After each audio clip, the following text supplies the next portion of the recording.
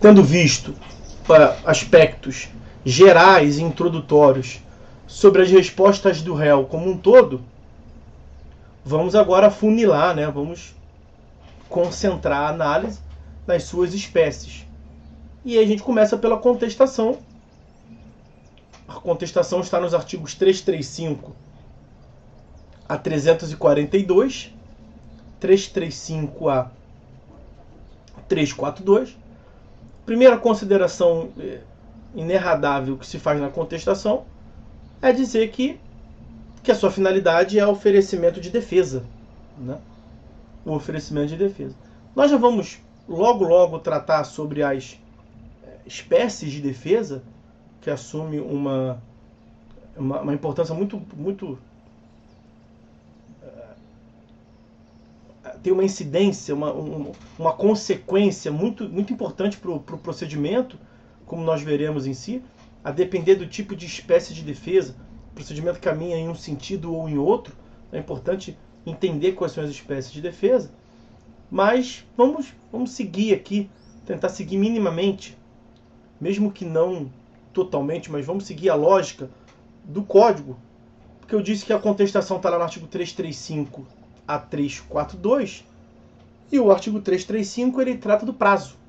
Já falamos da finalidade, antes de adentrarmos nas espécies, vamos tratar do prazo, que está lá no artigo 335. O prazo é de 15 dias. E nós já tratamos, a verdade é essa, o que eu tinha para falar sobre o prazo, nós já vimos lá atrás, quando estávamos estudando a audiência de conciliação e mediação. Que eu vou falar que os senhores vão lembrar, portanto. Disse que há um vínculo muito forte entre a audiência de conciliação e mediação e o próximo ato, que é a resposta do réu. Agora, dizendo de uma outra forma, nós estamos na resposta do réu. Há um vínculo muito forte com o ato anterior, que é a audiência de conciliação e mediação. E o vínculo decorre do prazo. Os senhores sabem que o procedimento ele se desenvolve por meio de preclusões, né? Por meio da oportunização, para que você pratique certo tipo de ato em um certo momento, e depois você não pode mais praticar, porque já é o momento de uma outra atividade. E na aula passada eu fiz um quadro com os senhores, onde eu basicamente mostrei que numa primeira parte o procedimento se dedica à apresentação pelas partes das alegações, e em um momento posterior a fase é de provas, né? Mas essa é uma divisão padronizada, vamos assim dizer. Nada impede que você, muito pelo contrário, a lei indica que você já junte com a petição inicial as provas documentais que você já tenha. Na contestação, a mesma coisa. E nada impede que também lá na fase instrutória você venha apresentar alguma alegação nova, desde que justificada, né? 493, salvo engano, trata disso. As alegações novas que são trazidas no curso do processo, que podem ser fruto de fatos novos. Mas a regra é essa. Um momento para alegação, um outro momento para a instrução probatória. E o momento da alegação, ele se submete a prazos. Como tudo no processo civil, como acabamos de ver, é um sistema que se desenvolve por meio de preclusões. O senhor se lembra o que é preclusão, né? Preclusão é a perda da possibilidade de se praticar um ato. E uma das espécies por excelência da preclusão é a preclusão temporal. Então você perde a oportunidade de praticar o ato porque você perdeu o prazo. Por isso que o procedimento ele se desenvolve por fases preclusivas. E isso é importante para fins da apresentação da sua defesa. Nós estamos falando da contestação. Contestação é defesa. Você pode contestar? Pode. Pode se defender? Pode. A qualquer momento no processo? Não. Tem que respeitar o momento próprio. É isso. É isso que eu estou passando para vocês. E o momento próprio são 15 dias a contar do que nós veremos. Porque olha o que o caput diz.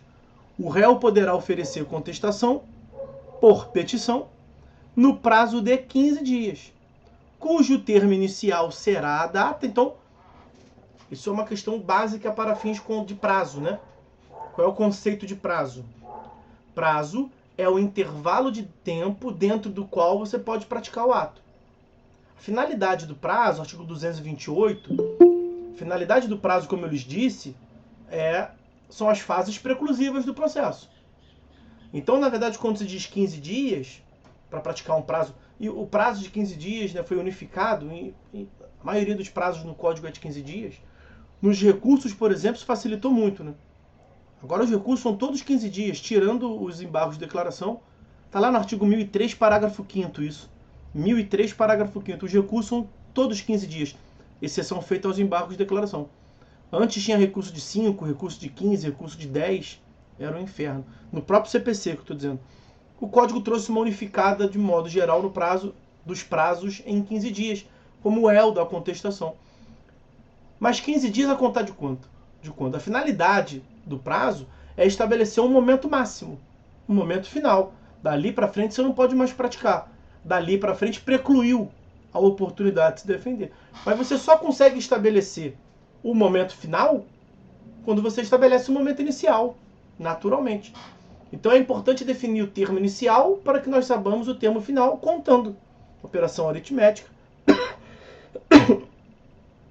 os 15 dias. Então, muitas das vezes, saber qual é o prazo de 15 dias não é o suficiente. Você tem que saber 15 dias a contar de quando. E é o caso aqui. 15 dias a contar de quando.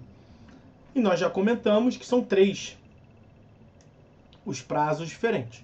Vou trazer aqui inciso por inciso. Primeira hipótese, regra geral. 15 dias contados da audiência de conciliação e mediação, quando ela for infrutífera. Tendo mais de uma audiência de conciliação e mediação, mais de uma sessão, é possível que o conciliador e o mediador, vislumbrando uma possibilidade de autocomposição, venha fragmento. A discussão já está avançada. Pode ser que então faz o seguinte, as partes vão pensar melhor, a proposta é essa, vão marcar uma outra audiência, porque aqui tem chance de êxito. É possível mais de uma sessão. Tendo mais de uma sessão, claro que você saiu daquela audiência sem uma autocomposição, mas em compensação também não teve a negativa da autocomposição. Então não está concluído o procedimento de autocomposição, né? Então, tendo mais de uma audiência, é da última. Em regra é uma só, mas tendo mais de uma, é da última. E tem mais de uma quando o profissional envolvido vê a chance de se obter um resultado. Pois bem, seja da única ou da última audiência, a tentativa infrutífera da autocomposição faz surgir o próximo ato. E como eu adiantei, portanto, da audiência, da única audiência ou da última audiência, que você vai computar o prazo de 15 dias. E como nós vimos, pelo sistema do CPC, a regra é a realização dessa audiência. Por isso que está, inclusive, no inciso 1º, logo do 335. Mas aí, o 335 traz no inciso 2º a previsão de que o prazo vai ser de 15 dias para a contestação, a contar do protocolo da petição do réu. E nós conversamos já isso aqui no momento anterior. Protocolo da petição do réu, nos termos do artigo 334, parágrafo 4º, inciso 1º, é o que está no CPC, e eu colocaria para vocês, bota no Vadimeco, um parágrafo 5º também. Porque o inciso 1º do parágrafo 4º do artigo 334, ele prevê a não realização da audiência, lembra que nós vimos a retirada de pauta da audiência, quando ambas as partes manifestam. O autor manifestou o desinteresse na petição inicial, o réu manifesta o desinteresse, está no parágrafo 5º, não está aí no parágrafo 4º, está no parágrafo 5º por petição. Petição a ser protocolada em até 10 dias antes da audiência, falamos sobre isso. E aí, sendo o caso do autor afirmar que não quer a petição inicial, o réu também fala para o advogado que não quer, o advogado, dentro desse prazo que é regressivo, né? Não é daqui para frente, não é da sua intimação para frente, como é em regra. Esse prazo é da designação da audiência para trás. Eu tenho 10 dias, tem até 10 dias para afirmar que não quer. Quando o réu faz isso, a audiência que seria realizada não será mais. Ela foi retirada de pauta. Logo, não pode ser a audiência que não vai existir o parâmetro para a contagem do prazo. Qual é o critério objetivo que o legislador adotou? Se o que vai tirar a audiência é a petição do réu, então é da petição do réu que você vai contar os 15 dias para contestar. Ok? mole. Só recordando que, havendo litisconsórcio passivo, não adianta a petição de um réu para retirar. Então vamos supor, tem 5 réus. Você é o patrono de um deles. E ninguém se manifestou ainda pela não realização. O teu cliente não quer. Aí você vai lá e peticiona, ó, o réu 1 não tem interesse. O teu prazo de 15 dias vai contar daquela audiência? Vai contar daquela petição? Não. Não vai contar. Por quê? Porque ainda vai ter audiência. Então o inciso 2º do 335 é quando a audiência for retirada de pauta. E nós vimos que o seu peticionamento, sendo réu 1 apenas, não adianta. Se são 5 réus, os 5 têm que manifestarem que não quer. Né? Então se você apenas peticionou e mais ninguém peticionar, vai ter audiência. E o seu comparecimento é obrigatório, sob pena de multa. E qual é o seu prazo para contestar? 15 dias a contar da audiência, que vai ocorrer. Inciso 1º. Então o inciso 1º é a regra, realização da audiência. O inciso 2º é a exceção. Uma das exceções, né? É quando a audiência não é realizada pelo peticionamento do ou dos réus, dizendo que não querem. Ok? E aí, para finalizar, isso fica muito claro no parágrafo 1º desse artigo 335, tá? Não vou ficar trazendo todos os dispositivos, não, mas isso que eu falei, que quando tiver mais de um réu, não adianta um peticionar, no litisconsórcio passivo, ocorrendo a hipótese do parágrafo 6º, e o parágrafo 6º do 334 é que diz que todos têm que peticionar. O termo inicial previsto no inciso 2º será para cada um dos réus a data da apresentação do seu respectivo cancelamento. Mas você tem que ter a manifestação de todos os réus. Né? Então, para compreender o parágrafo 1º ali, você é o réu 1. Então, vou facilitar aqui para não ficar dando muito trabalho, tá? São 2 réus. 2 réus. Réu 1 e réu 2. A audiência designada para o dia 29/8. Não, vou botar 29/9. 29/9 de 2020. Audiência de conciliação e mediação. Facilitar aqui a conversa. Tem que contar dias úteis, nós sabemos. Eu vou facilitar a conversa. Não vamos contar se vai dar certo os dias úteis. Não é para pegar calendário aqui, naturalmente. O réu 1 peticionou que não quer a audiência no dia 1/9 de 2020. Está dentro do prazo. O fato do réu 1 ter peticionado faz com que não vai ter audiência? Não, não faz. Então não está contando prazo nenhum para ele. Ele vai ter que ver se o réu 2 vai peticionar ou não. Ok? E o réu 2 vai ter o prazo até 10 dias antes do dia 29/9 de 2020.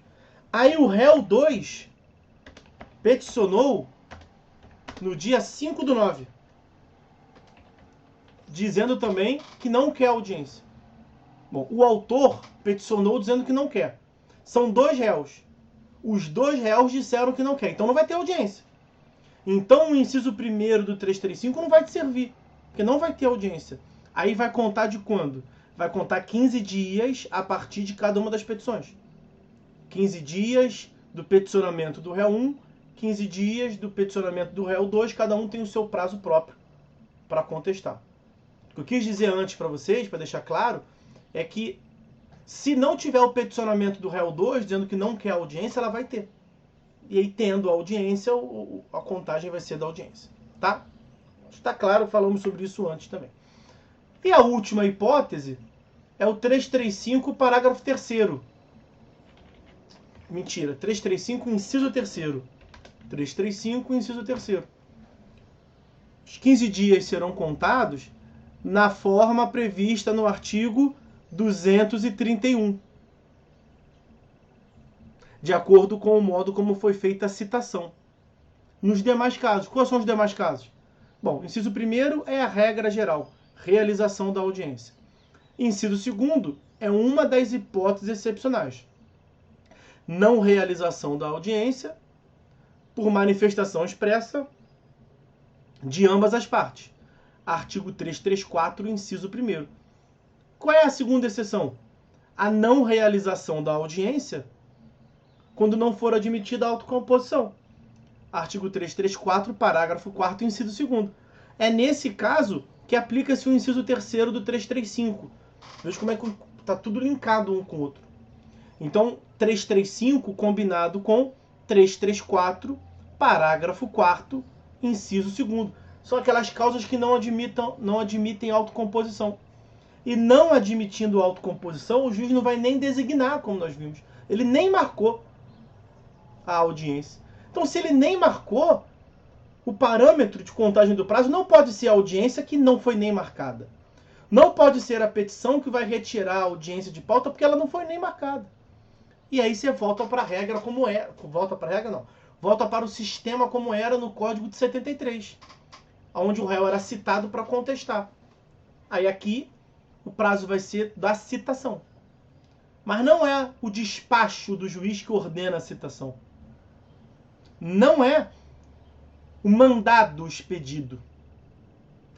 E nem é da data do mandado cumprido, mandado de citação. É como prevê o artigo 231. É da juntada aos autos do comprovante de mandado cumprido. Aí depende qual é a modalidade de citação, né? Citação pelo correio, citação pelo oficial de justiça, citação eletrônica, citação por edital. Aí vai depender da modalidade de citação. A regra é a data da juntada aos autos do comprovante de citação. Então essa é a forma de contagem do prazo. Para ficar ainda no artigo 335, eu quero voltar ao que prevê o caput do artigo 335. Uma última consideração sobre essa questão de prazo. Falamos da natureza, da essência da contestação.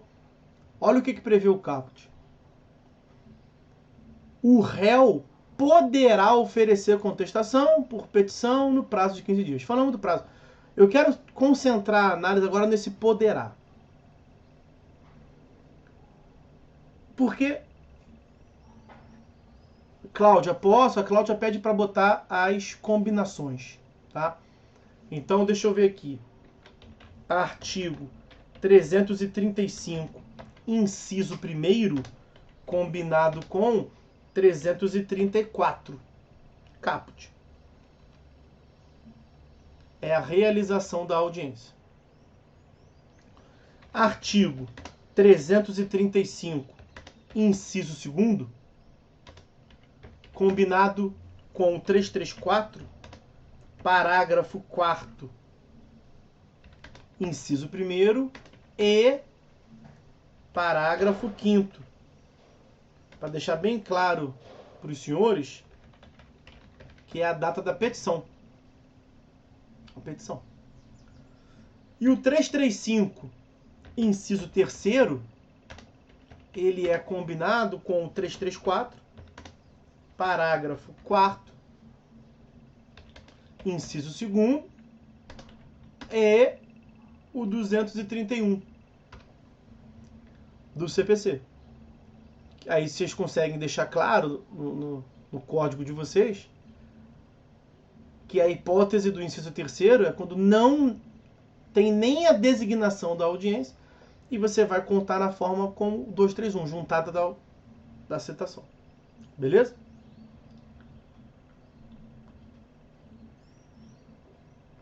O que eu cogitava, por nada, Cláudia, o que eu cogitava ainda agora aqui com os senhores é o seguinte: a lei, ali, a redação do artigo 335 fala em poderá. E nós temos algumas classificações possíveis quanto à postura das partes, a conduta das partes. Poderá pode nos levar a crer que é uma faculdade do réu. E não é uma faculdade. Porque nós temos uma divisão no processo que vamos assim, de um lado nós temos o dever, que é uma conduta obrigatória. De outro extremo nós temos a faculdade, que é uma conduta opcional. E no meio termo nós temos o chamado ônus. E contestar é um ônus. Contestar é um ônus. Bom, o que é o dever? Dever é a imposição de uma conduta obrigatória, você tem um dever de seguir, sob pena de lhe ser aplicada uma sanção. Então a parte tem que se comportar de boa fé no processo, que é um dever dela, a lei traz um dever. Lá no artigo 80, 81, os deveres da parte. Sob pena de receber multa por litigância de má fé. É um dever. Uma conduta que é obrigatória sob pena de uma sanção. Esse é o instrumento que o direito se utiliza, né? Norma jurídica, imposição de sanção, e ele vai orientando as condutas. Então tem o dever.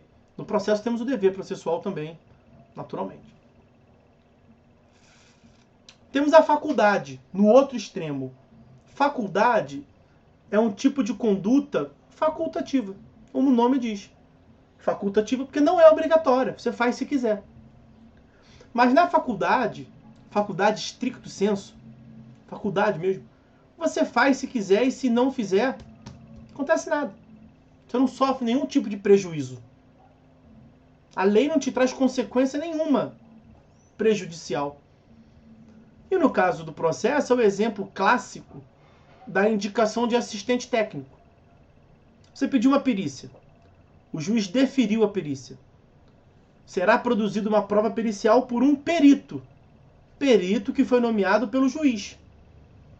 Perito, um profissional técnico qualificado que vai tratar de uma questão especializada, fora do direito, né? Imagina, a perícia de engenharia. Nomeou-se o perito. O que as partes podem fazer? Podem de mera possibilidade, mera faculdade. As partes podem nomear assistentes técnicos. Porque o perito é um profissional da confiança do juízo, do juiz. Cada uma das partes pode nomear o seu engenheiro, no nosso exemplo ali, para acompanhar o trabalho do engenheiro nomeado pelo juiz, que será o perito. Então nós temos o perito e temos os assistentes técnicos, que podem ir em loco para verificar, que assim como o perito vai elaborar um laudo pericial para informar para o juiz, o assistente técnico vai fazer laudos, sim, para puxar a sardinha a favor da parte, né, que ele contratou, enfim, uma nova visão. E tudo isso contribui com o conhecimento do juiz, da causa. E se a parte não indicar assistente técnico? Não tem prejuízo nenhum para a perícia. Não tem nada. Ela só vai ter menos contraditório, vamos assim dizer. Ela vai ter menos argumentos técnicos dela por um profissional da confiança dela. Mas processualmente, não tem repercussão nenhuma. O juiz não vai julgar favorável a ela ou contrário a ela porque ela trouxe ou não assistente técnico. O juiz vai, a princípio, se orientar pela produção da prova pericial, né? Então aqui é uma faculdade mesmo. Total faculdade. E nós temos uma outra categoria que são dos ônus processuais. O que é o ônus processual? O ônus não é nem um dever, porque não é obrigatório, e nem é uma faculdade stricto sensu. Ele está no meio do caminho, ao meio termo. Ônus, meus amigos, é um tipo de conduta facultativa, mas se você não a adotar, você sofre uma consequência prejudicial. Então, não é obrigatório. A lei não te traz uma sanção, não te impõe um dever, não é dever jurídico. E não é faculdade stricto sensu, porque é uma conduta que é a princípio facultativa, só que o próprio ordenamento jurídico te adverte. Se você optar, você tem a opção, se você optar por não cumpri-la, você tem uma consequência processual desvantajosa. Isso é um ônus. Tá? Então contestar, para resumir tudo isso, contestar não é uma mera faculdade. Contestar é um ônus. Por que é um ônus? Porque se você não contestar, todos nós sabemos, você sofre os efeitos da revelia. Efeitos da revelia, que está lá no artigo 344. Vejam como é que não é uma mera opção.